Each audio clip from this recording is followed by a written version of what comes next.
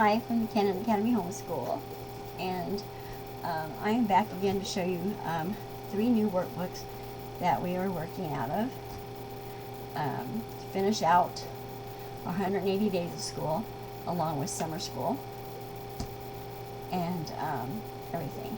Now, the kids are still working out of the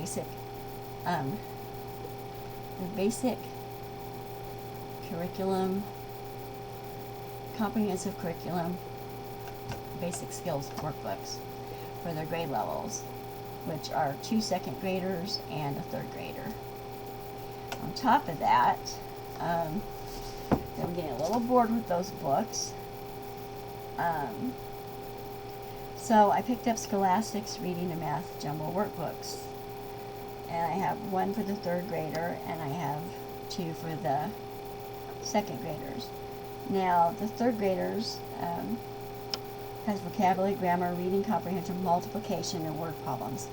The 2nd graders, I believe, has addition and subtraction, and it may touch on multiplication at the end. Now, this is what it looks like minus the name on the book. Cannot do it without showing the name. So Scholastic. Good job. Now, what they like about this is they're really colorful. Now, we did skip the handwriting at the beginning of the books. We're using other things to practice our handwriting. This is cursive, of course. I believe the 2nd graders may just be printing, but it may be cursive. Now, what's neat about this is every now and then there is a practice test in case you're one of those people that likes to do the IQ tests and things to see the assessments to see where your children stand. So it does give them tests on different subjects to help learn how to do the bubbles. And I'm hoping to do some testing myself this year just to make sure that I am doing what I'm supposed to do, that they're getting what they need to get for their grade level. And it's nice to know what level they're on, but if you use it to find out what their strengths and weaknesses are, or what maybe you covered but they didn't totally understand, so you need to go back because it's maybe the way that you were teaching it, they just didn't get it. Things like that is what I use it for. Excuse me. And it does have like little spelling crosswords and things like that in it. It has a list of words. Things like that, similar to the old spelling books that a lot of us grew up with. It has vocabulary, which could be word finds or completing sentences. Now, mine like the word finds, but they hate writing. And they're all 3 going through that at the same time, unfortunately. So I just explained that sometimes we have to do things like the ancient art of writing, whether we like it or not. That as adults, when we grow up and have jobs, there are going to be things that we have to do at our jobs. Maybe we don't get to do something we want to do because we have to do something in our homes or apartments that needs done and stuff, whether we like it or not. It's called being responsible. So, yeah. Here we have music-related vocabulary, and here we have analogies, which I'm finding they all really like. There's language arts. For instance, these are things about verbs. Here's a grammar and writing practice test.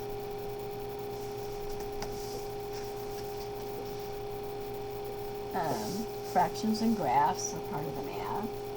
They love these. Shapes, fractions, and graphs. Coloring, no matter what it's about. They will even do addition and subtraction problems to get to the coloring. This one has things to do at the back of the book, getting ready for 4th grade. The 2nd graders, of course, will have the ones set up for 3rd grade, so forth and so forth. These books go, now this only shows up to 4th grade. Some workbooks go to 6th grade, and others will go to 8th, some start at 8th grade or 6th grade. Let's just put this over here. Now, my new find, I kept reading this, okay. Being a veteran homeschooler, I have certain textbooks, certain workbooks that I'm very fond of. They cover a lot of information and stuff, and I can build on it or leave it out or whatever. And it's really hard to change that up when I know something really works as far as the children learning things. But I kept reading about these 180 days of workbooks. And I was like, I wonder if they're as good as they say. Well, I ordered some. Now, we haven't been really good about doing science and history this year. So, we are doing 2nd grade levels of social studies and of science right now. And once we get done with it, we're going to go into the 3rd grade. Now, they all know it says this, but what it does is it doesn't say grade. Well, it does say grade here, but it also says level here. So I point out to them, this is the level we're at, because we did not cover what we needed to cover at this level. But when we work through it, we'll go to the next level, and so forth and so on. Now, you can do this 180 days if you like. But speaking from my experience, I have taken a textbook science book and finished it in 6 weeks, and the kids totally comprehended it. Now, they have it set up in weeks, like 36 weeks, 5-day weeks. So day 1, you would do this. Day 2, this. My kids are like, okay, we did this, let's move on and do another page. So, we do all 5 pages in one day.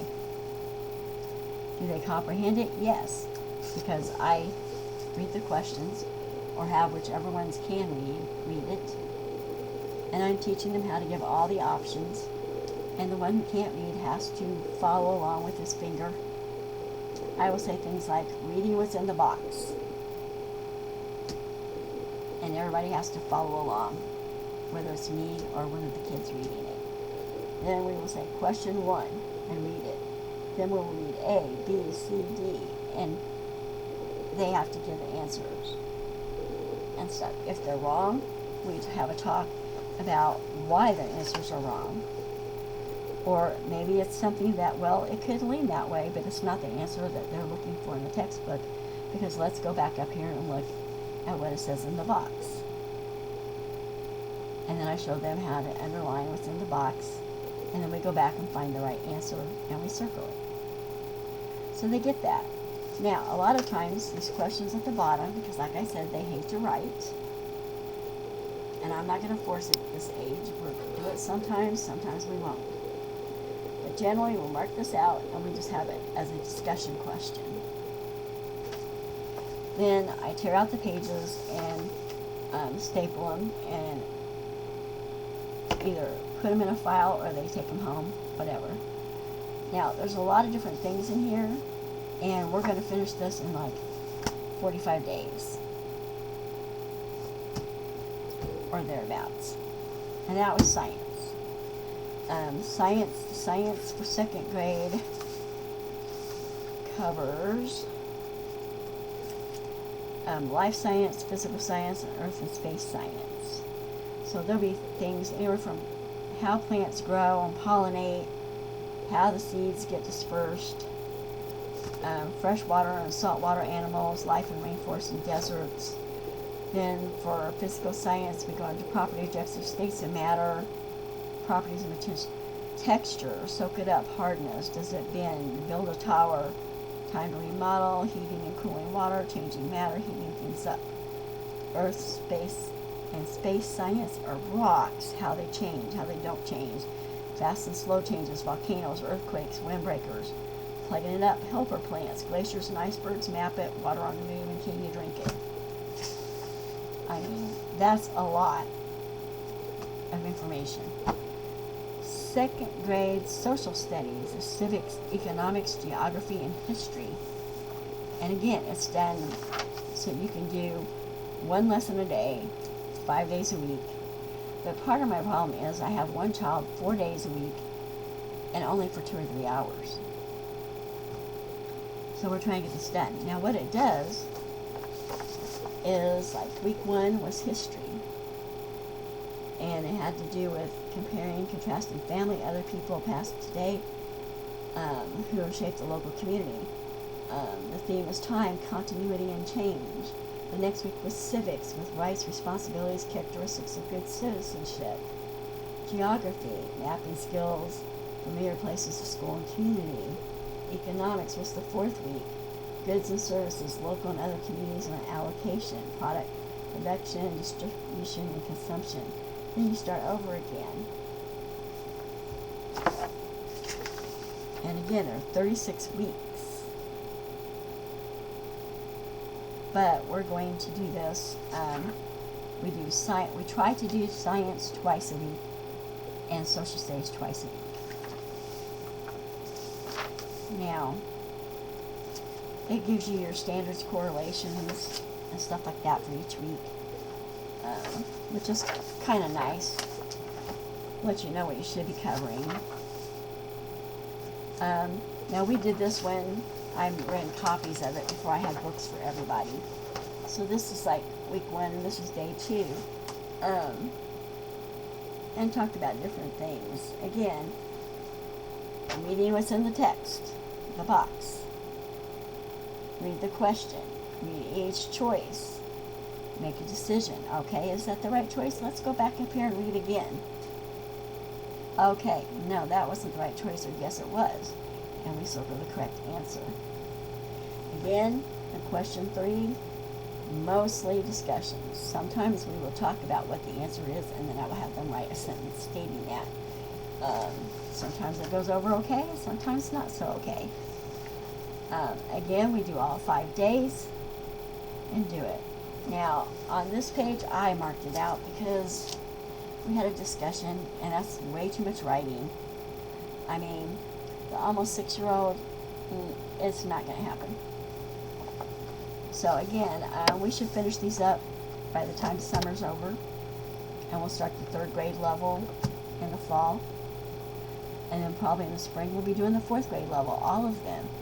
And the thing is, they might know that they're only in 2nd grade, but do they care that they're doing 4th grade? No, they're like, oh hey, we're doing 4th grade. And then it's the end of the story. Let's just do this. And you can't stop at 1 page. And I'm sure as it gets to be longer pages, as they get older, it will change up. And we'll probably go back to everybody working out their own book. But right now, these are group working. These workbooks, they work out of individually on their own time, as well as the CCBS books, Comprehensive Curriculum, Basic Skills. I have a couple Dr. Seuss workbooks that we're finishing up. They started out great workbooks, and now they're not so great. The kids aren't liking what's left, so I don't really push that. We do a lot of learning games, things like that still, when I can work them in, just to give them breaks. We do a lot of reading. Some of it's from readers, some of it's from Hooked on Phonics and Hooked on Phonics booklets, but a lot of it's from various different books I have on my own shelves, and going to the library and things like that. Getting ready to sign everybody up for summer reading program, which is a little different this year. You keep time in 20-minute increments, and they earn prizes by an hour, 5 hours, 10 hours, and so forth. They can go up to 20 hours and cash in for prizes. So that's pretty cool, and it can count. I can count reading comprehension workbooks, work pages. I can count newspaper articles if we had a newspaper, magazines. It can be a library book. It can be books off my shelf, off their shelves. Whatever, it can be somebody reading to them, as long as they earn these points and stuff. Then you take it to the library. You can do it on an app called Beanstalk. I'm not so good with apps, and my phone gets wonky. So anyway, we're going to try to do that and stuff, and I will keep a reading log for school purposes too, on what they're reading and how long and everything, so we can add it up, make sure everything correlates. which they're used to reading logs.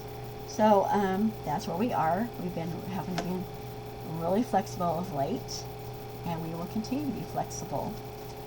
And in my next video, I promise you I will have the sheet explaining how we did different subjects for a week at a time for a while. So the point of homeschooling is be flexible, teach your way, everything. I teach kind of traditional towards school kind of stuff.